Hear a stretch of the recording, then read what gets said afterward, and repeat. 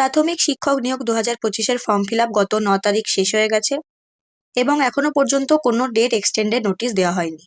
অর্থাৎ form fill আপের জন্য ডেট আর বাড়ানো হলো না। আজকে দেওয়া হয়েছে এডিট অপশনের নোটিশ, অর্থাৎ ফর্ম ফিল আপে কিছু ভুল হলে তোমরা এডিট করতে পারবে। তো আজকের ভিডিওতে এটাই আলোচনা করব তোমরা কোন কোন ডিটেলস এডিট করতে পারবে এবং কোন কোন ডিটেলস এডিট করতে পারবে না। আগে দেখো, এডিট করার জন্য যে ডেট দিয়েছে সেটা হলো 13ই সেপ্টেম্বর, অর্থাৎ আজ থেকে 15ই সেপ্টেম্বর পর্যন্ত। খুব শীঘ্রই যেহেতু ইন্টারভিউ প্রক্রিয়া শুরু হয়ে যাবে, তাই এডিট করার জন্য বেশি সময় দেওয়া হয়নি, মাত্র 2 দিনই দেওয়া হয়েছে। তো প্রথমে দেখো কিভাবে এডিট করবে। লিঙ্ক আমি ডেসক্রিপশনে দিয়ে দিয়েছি, সেই লিঙ্কে ক্লিক করে তোমরা ওয়েবসাইটে যাবে। এরপরে দেখো এখানে লেখা আছে প্রাইমারি টিচার রিক্রুটমেন্ট 2025, এই লেখাটাই ক্লিক করবে। এরপর দেখো এখানে যে অপশনগুলো আছে এর মধ্যে এডিট অ্যাপ্লিকেশন যে অপশনটা আছে, এই অপশনে তোমরা ক্লিক করবে।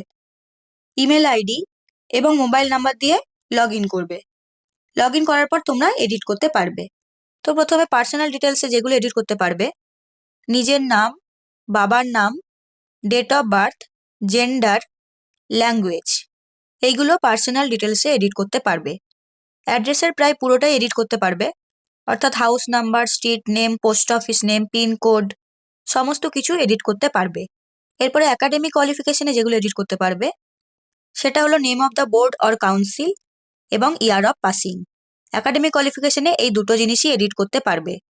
এবং ট্রেনিং কোয়ালিফিকেশনে প্রায় সমস্ত কিছু এডিট করতে পারবে, board, year of passing, session. যদি কেউ ভুল করে অন্য সেশন সিলেক্ট করে থাকো তাহলে সেটাও তোমরা এডিট করতে পারবে। এরপরে ডকুমেন্টসের মধ্যে সমস্ত কিছু ডকুমেন্টস তোমরা এডিট করতে পারবে, photo, signature, training documents, Aadhaar card, front side, back side, সমস্ত কিছু এডিট করে তোমরা নিউ আপলোড করতে পারবে। তো মোটামুটি এইগুলোই তোমরা এডিট করতে পারবে।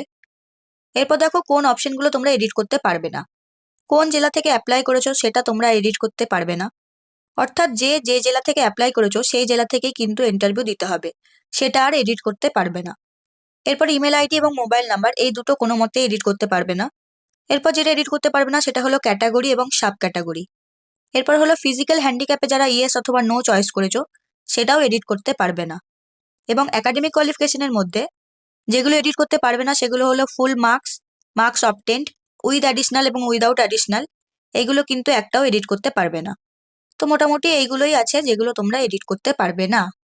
তবে চিন্তা করার কোনো কারণ নেই, যদি কেউ এগুলো ভুল করে থাকো তাহলে ফিজিক্যাল ভেরিফিকেশনের সময় সমস্ত কিছু ঠিক করে দেওয়া হবে। ছোটখাটো ভুল অনেকেরই হয়ে থাকে, তো এর জন্য কোনো অ্যাপ্লিকেশন বাতিল হবে না। অফলাইন ভেরিফিকেশনে ওরা সমস্ত কিছুই ঠিক করে দেয়।